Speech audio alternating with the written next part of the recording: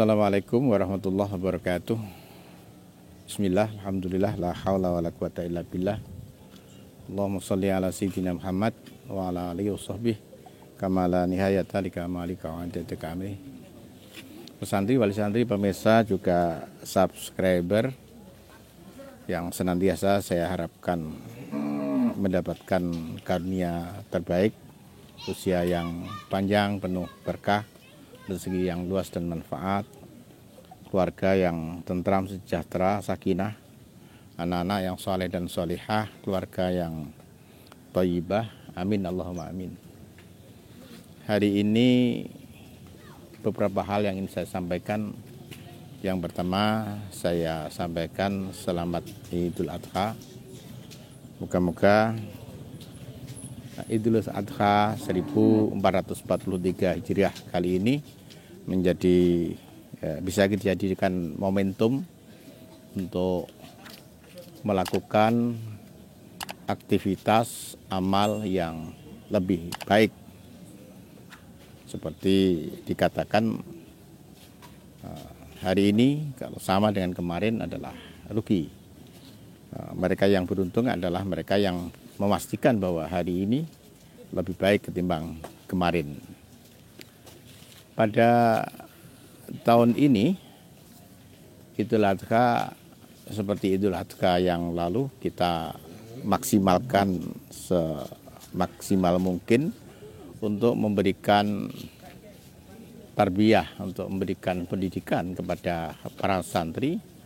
Yang pertama, bagaimana para santri memberikan motivasi kepada teman-temannya dan juga keluarga para santri untuk bisa berkorban.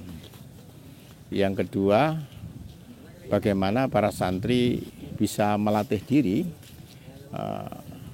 Yang pertama, untuk melakukan penyembelihan sesuai dengan syariat. Mereka dilatih dengan orang-orang yang memang memiliki kemampuan teknis menyembelih dan kemampuan dalam bidang bagaimana seharusnya menurut agama cara menyembelih. Yang ketiga adalah bagaimana mereka mencoba mendistribusikan daging yang mereka sembelih kepada orang-orang yang pantas untuk menerima. Dan hasilnya cukup bagus karena pada tahun ini mereka para santri berhasil mengumpulkan 8 ekor sapi dan 62 ekor kambing. Dan hari ini sebagian mulai disembelih. Dan yang melakukan penyembelihan adalah para santri yang memang sudah dilatih. Yang kedua, mereka mendistribusikan 62 ekor kambing dan 8 sapi ini bukan hanya dibagi ke wilayah pesantren, tapi dibagi ke daerah-daerah yang menurut pengamatan dan observasi para asatidz dan ustadzat memerlukan untuk itu.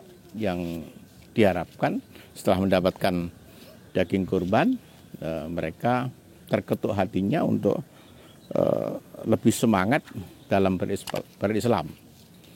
Yang pertama didistribusikan di Bromo, bukan hanya kambing yang dibawa sana, tapi juga sembako, juga peralatan listrik karena daerah itu belum ada listrik. Sehingga dengan harapan perhatian kita terhadap mereka bisa memotivasi mereka untuk lebih semangat dalam memperdalam pengetahuan dan amaliyah Islam mereka. Yang kedua, kita distribusikan ke Kediri. Di Kediri ada satu cabang pesantren kita, Jenwangi 4, yang baru tahun ini kita berikan kesempatan untuk juga menyembelih binatang kurban. Yang ketiga, kita distribusikan ke Jombang. Ada seorang ustadz yang memiliki pesantren, dan ustadz itu pernah mengabdi di pesantren kita.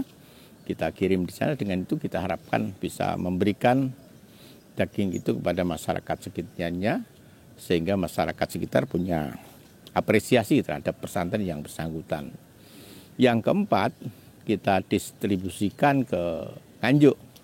Di Nganjuk, di sebuah pedesaan, ada satu madrasah ibtidaiyah di bawah binaan kita.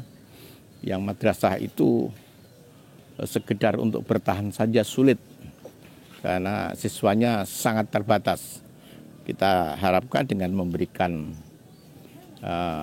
beberapa ekor kambing bisa mendorong masyarakat sekitar untuk bisa membantu madrasah tersebut, sehingga suatu ketika madrasah yang dulu pernah bagus, pernah jaya, bisa kembali bangkit, semangat, jaya kembali atas bantuan masyarakat sekitarnya. Para santri, wali santri, pemirsa juga subscriber, memang Idul Adha ini tradisi di Indonesia ini kalah ramai dengan Idul Fitri. Tapi di beberapa negara Idul Adha menjadi kegiatan yang jauh lebih ramai ketimbang Idul Fitri. Itu tidak menjadi masalah, tapi yang penting bagaimana kita memanfaatkan setiap event yang bagus itu sebagai momentum untuk melakukan tarbiyah kepada orang-orang di sekitar kita. Termasuk Idul Adha kali ini kita manfaatkan maksimal untuk memberikan tarbiyah dan pendidikan kepada para santri. Karena kalau kita lihat sejarah Idul Adha ini dan seluruh aktivitasnya, baik kurban, kemudian ibadah haji, dan lain-lain, seluruhnya adalah mengingatkan kita kepada sejarah Nabiullah Ibrahim alaihissalatu wassalam. Dengan Idul Adha ini seakan-akan Allah ingin berfirman kepada kita bahwa dulu ada seorang hambaku di antara miliaran hambaku yang memiliki kualitas ketakwaan, kualitas keimanan, kualitas pengabdian, dan kesempurnaan penghambaan yang namanya Ibrahim. Dengan Idul Adha ini seluruh manusia di dunia seakan-akan diingatkan oleh Allah untuk mengenang sejarah Nabiullah Ibrahim dan keluarganya.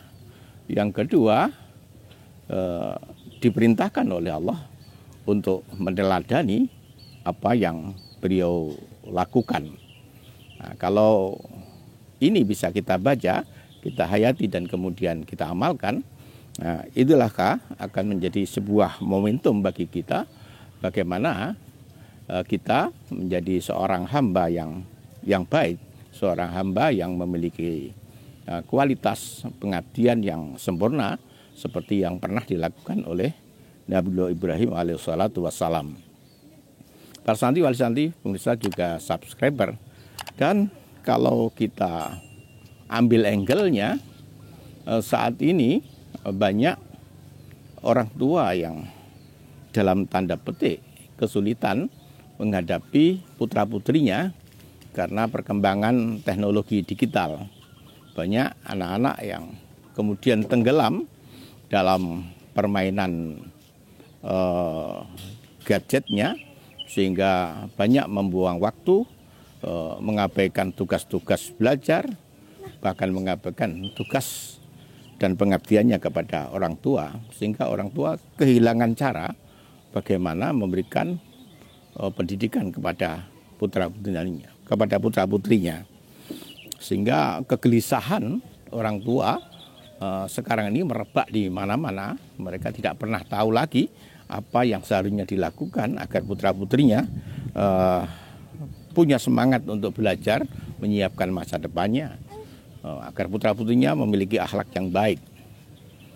Nabiullah Ibrahim adalah seorang sosok bapak yang disebut Abul Anbiya, bapaknya para nabi. Artinya anak-anak yang dilahirkan adalah hampir semuanya menjadi sosok nabi, bukan hanya orang yang mulia, tapi adalah seorang nabi, orang yang dipilih oleh Allah untuk membawa risalahnya. Ini adalah teladan yang baik bagaimana menjadi bapak yang baik. Moga-moga Idul Adha ini menjadi momentum bagi keluarga, khususnya bagi para bapak, untuk bisa memiliki semangat kembali bagaimana melakukan tarbiyah pendidikan kepada putra-putrinya. Karena anak-anak yang soleh adalah anak-anak yang akan memberikan manfaat ketika kita sudah kembali ke hadirat Allah Subhanahu wa Ta'ala. Seperti dikatakan oleh sabda Nabi, ada 3 perkara yang tidak terputus pahalanya walaupun kita sudah meninggal dunia. Satu diantaranya adalah waladun sholihun yad'ulah. Barangkali ini yang bisa saya sampaikan dalam kesempatan yang sangat berbahagia ini. Kita lihat para santri di tengah sebagian sudah melakukan upaya menguliti binatang kurban, sebagian lagi akan menyiapkan untuk menyembelih binatang kurban. Demikian informasi, moga-moga bermanfaat. Akhiran wallahu muwaffiq ila aqwamit thoriq. Assalamualaikum warahmatullahi wabarakatuh.